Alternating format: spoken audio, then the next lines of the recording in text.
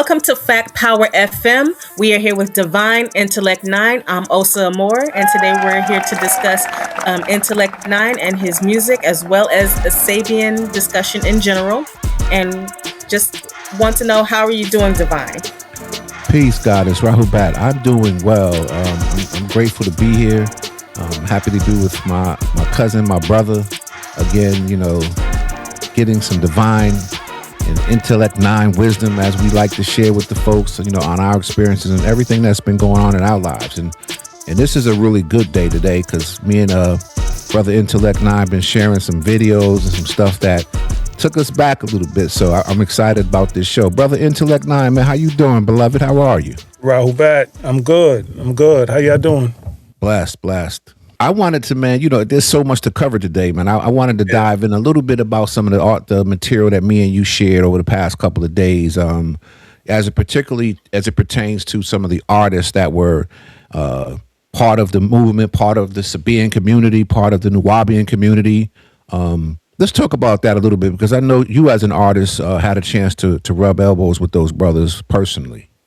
Yeah, well, I think it's like, for the most part, it's like two different layers of, artists that, I would say was inspired by the master teacher, Dr. Malachi Z. First, you have, of course, the artists that were, living within the community, who very talented, very skilled, but music wasn't their focus.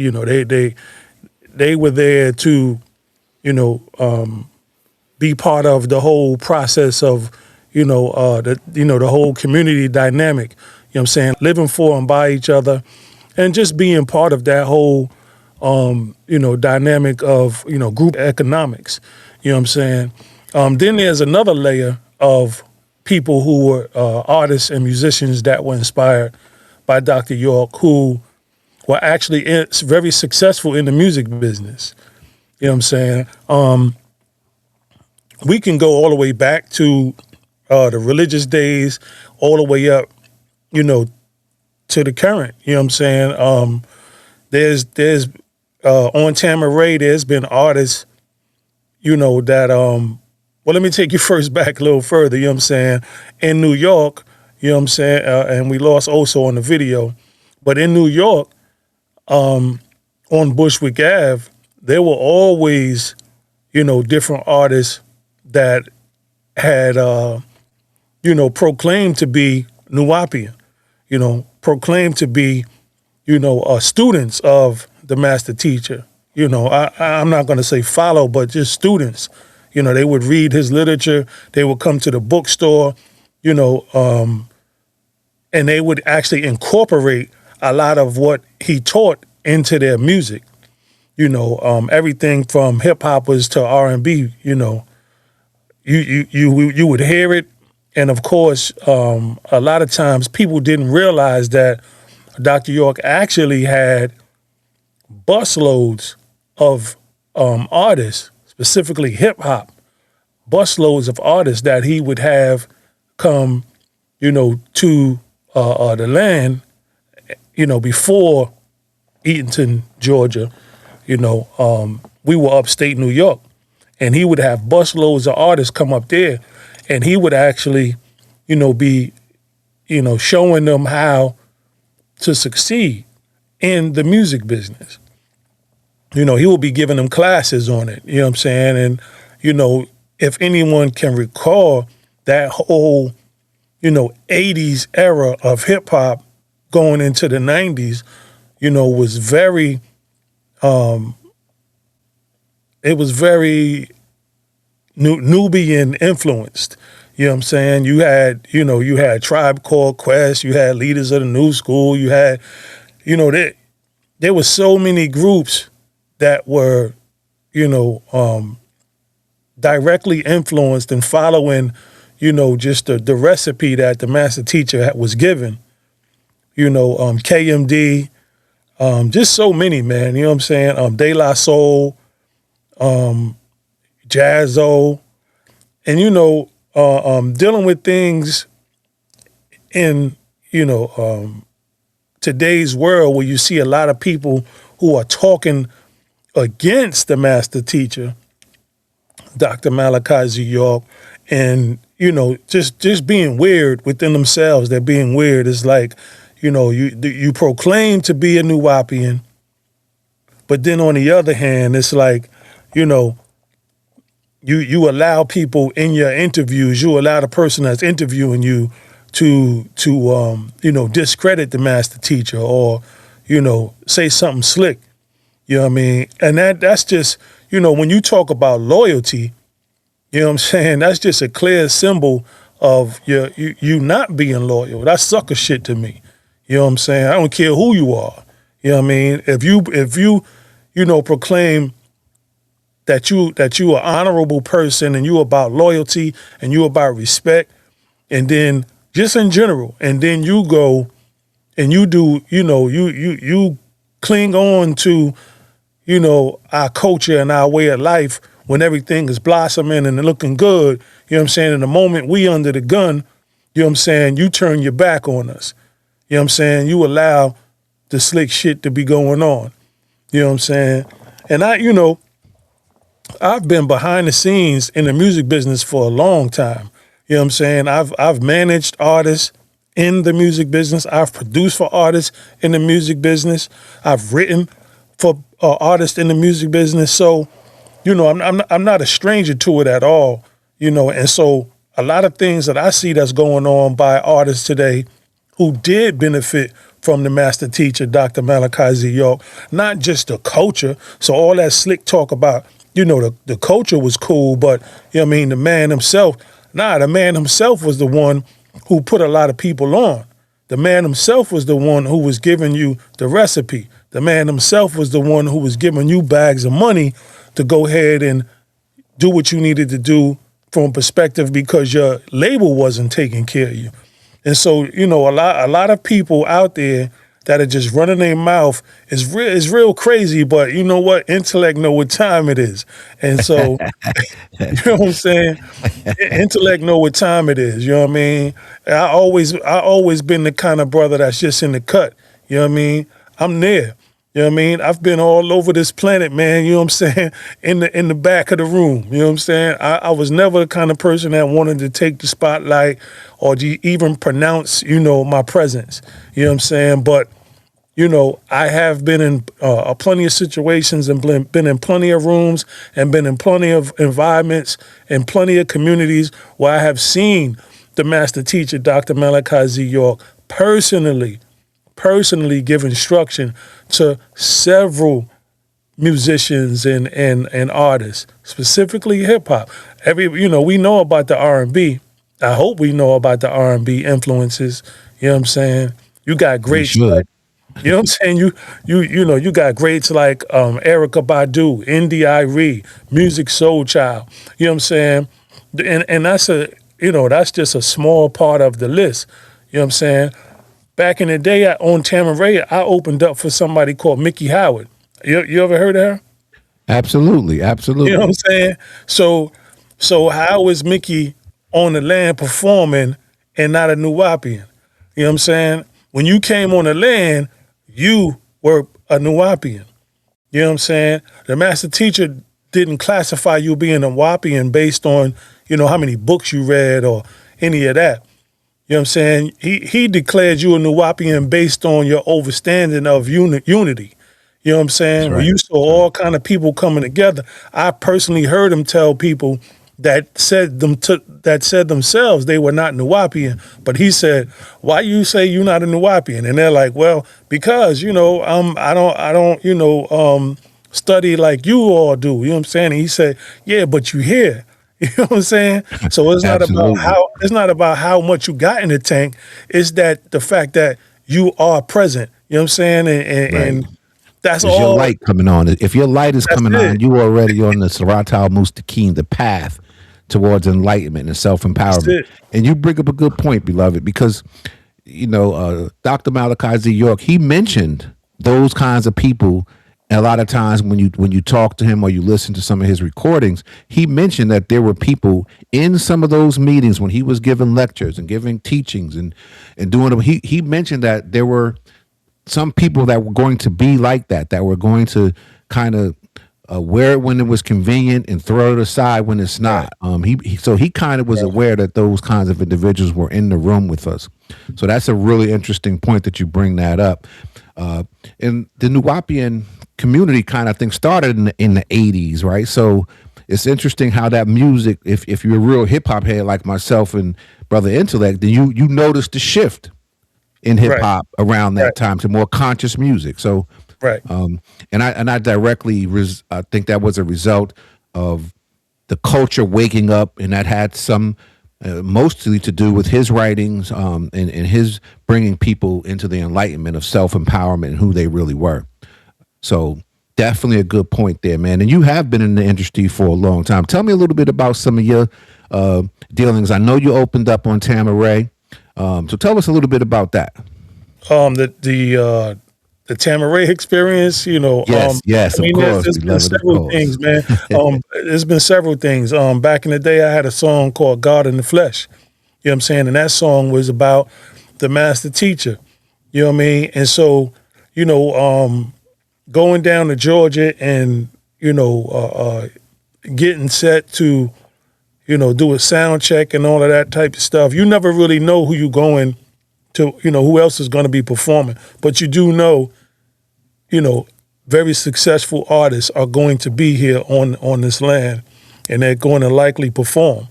You know what I'm saying? And so just that particular night, it was Mickey Howard. And so, we do the sound check and all that type of stuff. We was running late and everything. And, I had not anticipated on, anything other than just going to have a good time and performing this song that I dedicated to the master teacher. And, because we was running late, we didn't have time to do the sound check. So, he was like, I'm about to go to the studio. And I was like, well, let me rock out with you, you know what I mean? And, he gave me that look, you know what I'm saying? And he was like, okay, you good, come on, you know what I'm saying? We go in the studio, you know what I'm saying? Female engineers, my first time ever seeing anything like that at the time, you know what I mean? And, Osa is actually a female engineer. Of course, she's not on the call with us right now, but, you know what I'm saying? She does her thing. But so we in the studio, and, his desk is right there by some equipment. The whole desk is empty. The only thing in the middle of the desk was my tape. Back then we had, it was cassette tapes still active, you know what I'm saying? So my cassette tape is sitting there, and I'm like, damn, you know what I mean? Like, you know what I mean? And I had a group that I was producing called People of the Sun. And so, our little cassette was on his desk, and I'm like, damn, I don't know where he got it from, but okay, you know what I'm saying? It's the only thing in here, you know what I mean? So we go ahead and do our thing, and, he give me a tap and all of that, and I go out there and I perform, kill it, man, you know what I'm saying? Like, the club was just going insane, and I might add, the club was very well put together, you know what I'm saying? Very nice club. You can tell that, his influence was on that too, you know what I'm saying? From him being in the music business and everything, you know what I mean? Very well put together. Everything was the way it was supposed to be. And, the song did very well. I'm on stage and people are actually singing this song while I'm performing it. You know what I mean? And I'm like, God damn, you know what I'm saying? Like, that whole, experience that you would get outside in the world, I was getting that within the culture. You know what I'm saying? And it's like, another show that I did at the ball, this was after his incarceration. You know what I'm saying? I did a Free Dr. York mixtape. I'm performing there, man. And another thing happened where it's like, I'm trying to get around all these people, And my man was like, yo, where you going? And I was like, I'm trying to get around. You know what I'm saying? And he was like, nah, man. He said, these people were here in line for your signature. You know what I'm saying? You know, they want your autograph. You know what I mean? Everybody's buying your CD. You know what I'm saying? And I'm like, damn, I don't even have an autograph. You know what I'm saying? But in the moment, you know what I'm saying, that experience, my experience of, you know, leaving music alone years ago to move into the community, you know what I'm saying, and be part of that whole dynamic, you know what I'm saying, and help build. You know, I sacrificed my music. I felt like I didn't want to be in the music world, you know, because things is, you know, real crazy, man. So, you know, I was able to, you know, acquire a great level of, success in music just based on my own culture. You know what I'm saying? You know, we got enough people in our tribe where, you know, whatever you do, if it pop, it's gonna be huge. You know what I'm saying? And so, you know, the music thing was huge, and I became, you know, a guy who was known for, you know, doing music on behalf of the freedom of the master teacher, Dr. Malachi Z. York. You know, I never had to, you know, write a vocal about, you know, anything about cars and houses and girls and, you know, all of that type of stuff. You know, anything worldly, I didn't have to do that. You know what I'm saying? Because the master teacher gave me a lane, you know, with his own life. You know what I'm saying? So what do? Do I speak on, you know, do I speak on stuff that I was involved in pre his incarceration, or do I use my voice, my influence to talk about the injustices? And I chose, you know, the injustices. And you know, I didn't do it for fame. I didn't do it for likes or anything of that nature. I did it because nobody else was doing it. Not a soul. Right. He had people on his label and they wasn't even doing it. And I love y'all, but y'all wasn't doing it. Y'all wasn't saying nothing about the master teacher. You know what I'm saying? And I just want to, you know, put that on record that, you know, I made it my business to link up with people and inspire everybody to open their mouth. You know what I'm saying? After receiving a letter from the master teacher, Dr. Malachi Z. York, you know, giving me his peace, giving me his blessings. You know what I'm saying?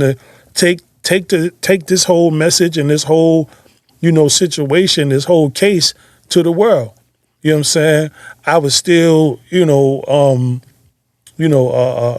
misguided in a sense, and you know, I wind up not doing that. I wind up just dealing with the tribe. You know what I'm saying? I kept making music for the tribe opposed to making music, you know what I'm saying, for the rest of the world. But even still, the influence was made, and we've gotten hundreds of responses from people. You know, I've been able to, you know, touch and communicate with people in, London, China, Japan, Germany. In Germany, they actually did some of my music over in their language, so it's kind of dope. You know what I'm saying? You know, and weird at the same time to hear your music in a different language. You know what I'm saying? And again, this is not no booty shaking music. This is, you know, a musical voice for the freedom of Dr. York. And so to have people actually, you know, remix a song that says nothing but free Dr. York and do it in their language is beautiful, brother. It's powerful. You know what I'm saying? And That's so, beautiful. yeah, man. And it's powerful. You know, in fact, on Fact Power FM, you've been blessed with the opportunity to interview some of those artists that came from the tribe, that, you know, came onto the show and shared their experiences. So shout out to those brothers. You know, my first question I was going to ask you was about collaborations. You already answered that. So I'll move into another area. In researching for this particular segment, we looked at a Jazzo. It was on VLAD TV, I believe, where he was asked about when he traveled down. They called it Atlanta in the video, in the session, but we all know that it was Tamaray, and that's where he was. And then that Jay-Z had to come and rescue him. Have you seen that video, beloved?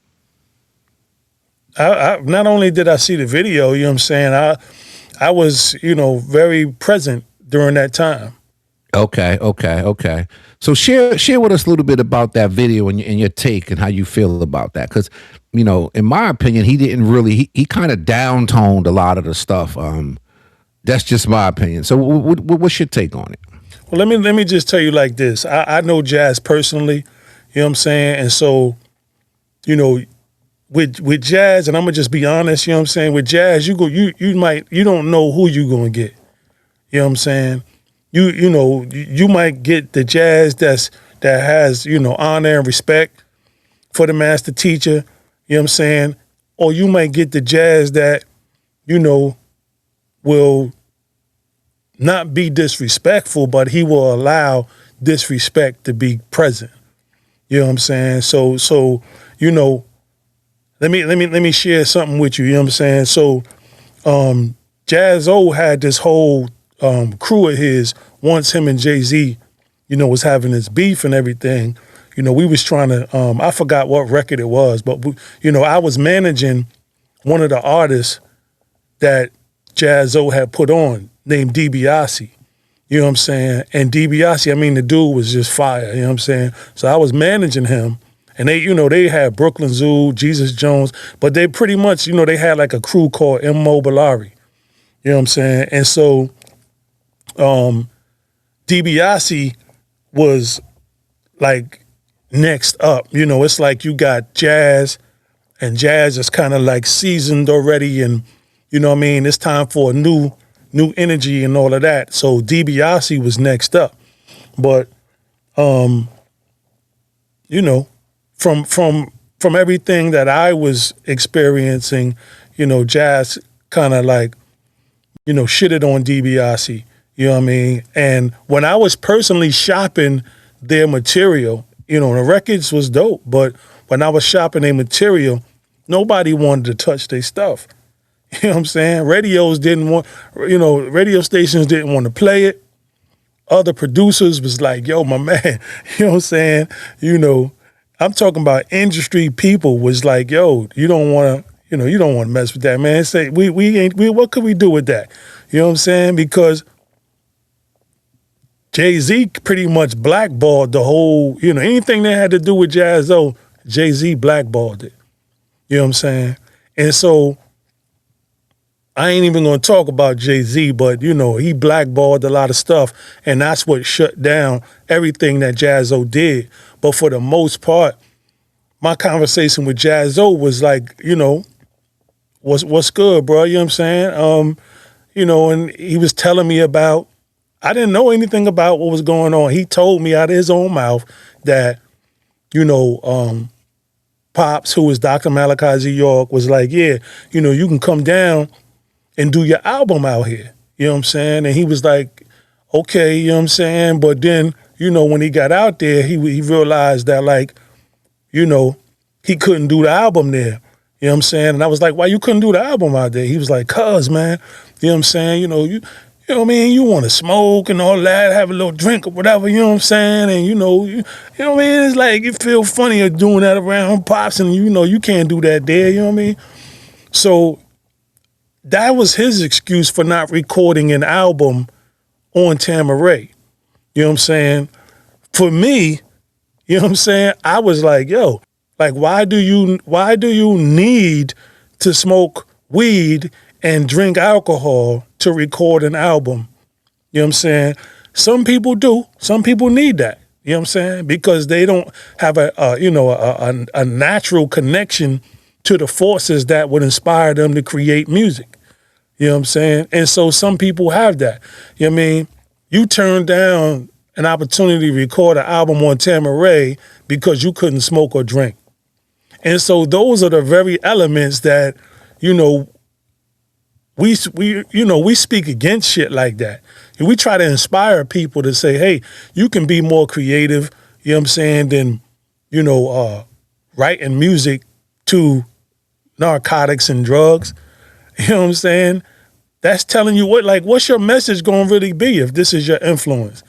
And I'm not going to be the kind of person to say I'm not going to knock a person because they do that. I do discredit you for doing that, for being in that element. You know what I'm saying? Because you proclaim to be someone who is turning themselves inside out. You know what I'm saying? And you know, it's like you don't have to be going to church, but at the same time, you ain't got to be, you know, involving narcotics, you know, alcohol and drugs into, you know, your whole dynamic. It doesn't have to exist. You know what I'm saying? It does not Absolutely. exist. You know what I'm saying? Absolutely. Because in the interview, you know, he speaks about it as it was a time in his life that he was lost. Right. And that is what, you know, the Nuwapian Nation, the Sabian community, the Holy Tabernacle Ministries, whatever you want to call us, whatever you wanted to call the movement. That was when you were found, lifted up, and the light was turned back on. So he obviously from, you know, he tells the story about how he got introduced to it and how he, you know, eventually ended up coming down there and was treated well. You know, he goes into this whole genre of, you know, this beautiful soliloquy about, you know, everything that was going on. And then I think, Jay, this is the rumor. You know, let me be very clear. No one has really proven this, and Jay has intimately denied that he had any association with the Nuwabian community at all. But at the end of the day, I think Jay had a lot of influence on why he couldn't record it. I think it was more than just, you know, him not wanting to, you know, be part of the clean, higher living, higher frequency element. I think Jay had a lot to do with it, and that's just my opinion. Again, Jay has vehemently denied any of that stuff. But I also think that, like, just because, and I think you mentioned this earlier in some of our pre-production stuff, where you don't have to be a card-carrying Nuwapian member to actually understand the influence of the Nuwapian community on your music, on your art, on your life.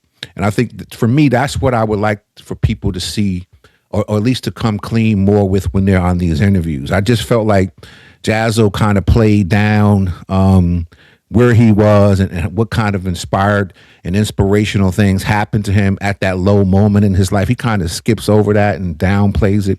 So I just wish that as brothers and sisters, king and queens, gods and goddesses, that we would, you know, give credit to where the credit is due. If someone has helped influence you, if you read a book that was from some other spirituality or some other religious member or being on this planet, you would acknowledge that. So I just think that sometimes we don't give Dr. Malachi Z. York his credit. Just because we're not a card-carrying member of the Nuwapian community doesn't mean that he didn't influence your life, your music, and your art. If people know damn well that, you know, the master teacher himself has saved many lives. You know what I'm saying? And so, you know, if you was brought to his teachings through whoever, you know, they deserve their respect. But at the same time, the master teacher himself should never be removed from being honored. You know what I'm saying? And so, you know, I also know that people don't have to have the same level of respect and honor, you know what I'm saying, for the master teacher as I and many others do. You know what I'm saying? So, you know, but, you know, as far as the influence from Dr. Malachi Z. York on me, I had already been, you know, in the music business for many years. I was signed to Nappy Head Records back in the day, Troy Patterson, you know, and that's when he was affiliated with Elektra and MCA and, you know, all of that. Put out a female called a diva. She sings house music. She was very huge in London. You know, I already had been involved in music. And so when I got in the presence of the master teacher, you know, he had listened to some of my music that I was working on at the, you know, present time. And he said, you good, but, you know, you got to stop messing with that Mickey Mouse music.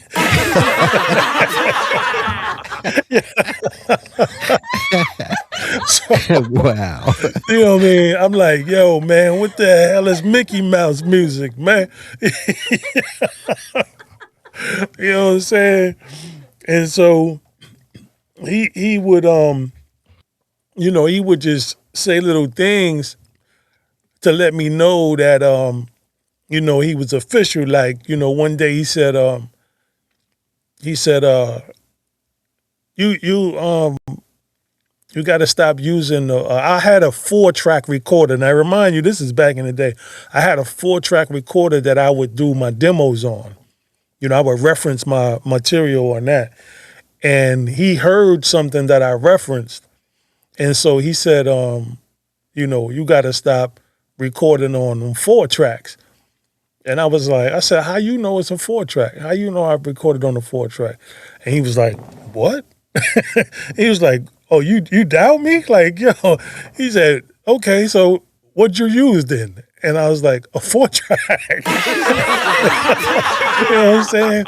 And he's like, yeah, exactly. He's like, I can hear it. He's like, I can hear it. And so from there, I began to pay more attention, to things from a technical perspective, and you know what I'm saying, be just a part of, that whole journey of, making sure that I have an ear, you know what I mean, and giving the music an opportunity to be something that's valuable, opposed to just putting out a whole bunch of mixtapes and things of that nature. So he was absolutely, instrumental into letting me know, and on another occasion giving me the opportunity to perform. And while the performance was great, after the next day, after the performance, he told me, he said, listen, man, you good, but don't do that kind of music here. You know what I'm saying? He said, do that kind of music out in the world. He said, the whole world is watching us, and we need to be influential. We don't need to give nobody no reason to be coming and targeting us. And to his credit, I would definitely like to say that, when it comes to all of these, ugly ass charges about, molestation and, all that type of stuff, man, he was anti that. You know what I'm saying? He was trying to tell us to cut all that, profound shit out. You know what I'm saying? Those who were, still, involved in it from all it takes is just a little bit. You know what I'm saying? Because there was, even after he was incarcerated, even after he was kidnapped, one of the main people who was working on music, they were in control of the studio. He came to me and said, the guy name is Rick. He came to me and said, listen, man, I got an idea for you. He said, we gonna blow you up. You know what I'm saying? And, I didn't care nothing about all that blowing up shit. You know what I'm saying? So I was already turned off. You know what I mean? He said, we gonna blow you up, man. But what we want to do is get you to like battle this guy. And what y'all do is, once everybody like seeing y'all battle it and all of that, you know what I mean? We're gonna be having you, talking about, girls and big asses and, taking off their clothes and doing this and that, you know what I'm saying? But then at the end, it's like both of y'all gonna find your way and come back home to the culture. And then we're gonna have all kind of people like you coming back to the culture because of that. And I'm standing there and I'm like, nigga, if you don't get the here with that shit, like, bro, you sound like a damn devil, man. You a demon coming to me talking like that, nigga. Like, that's what you get from me? Like, nah, you see, you probably really just think that, I'm just this guy who just threw some music out there and all this and that. It's like, bro, I really don't care about the music. I care about the message. So if you coming to me with a message saying, if you come to me with a strategy saying, yo, act like some wild pimp, degrading sisters and doing this and that, and you talking to the wrong person. You know what I'm saying? I've sacrificed my music career because of that. When I was young, you know what I'm saying? I left music alone and moved into the community, moved into a place that I deemed safe, that will protect me from drugs and alcohol and, the nasty ways of the world. Because in the world, I wasn't able to be me. You know what I'm saying? Well, where I come from, and a lot of other people come from, it's like, yo, you likely gonna be on some type of drugs. You likely gonna be, drinking alcohol. You know what I'm saying? And so with me feeling all weird and being called weird and strange and all that by people, in Yeah, I the remember. hood, you know what I'm saying? I found a place that was welcoming me becoming better than myself. You know what I'm saying? And so, why wouldn't I, move forward and closer to that? You know what I'm saying? So his influence is not, just music. His influence was, life-changing because it allowed me, as well as thousands of other people, you know what I'm saying, to be in a place where we could be who we were or who we are, and turn ourselves inside out. You know what I'm saying? Where nobody was laughing Absolutely. at us because we prayed. You know what I'm saying? Nobody's laughing at us because, we're religious. You know what I mean? Nobody laughed at us because we fast.